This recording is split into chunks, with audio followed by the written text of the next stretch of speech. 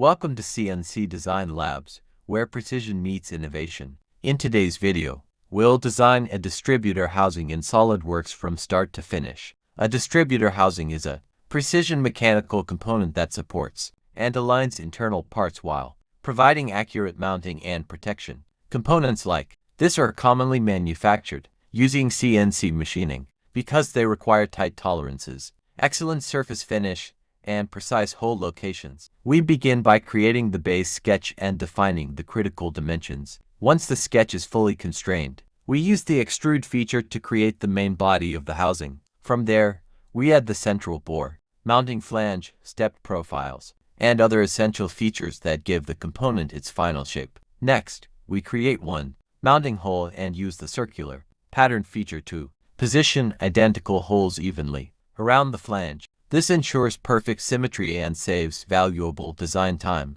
We then apply fillets and chamfers to remove sharp edges, improve strength, and make the part easier to manufacture and assemble. Throughout this design, every feature is created with manufacturability in mind. The final model is suitable for CNC machining and can be used for CAM programming, toolpath generation, and production planning.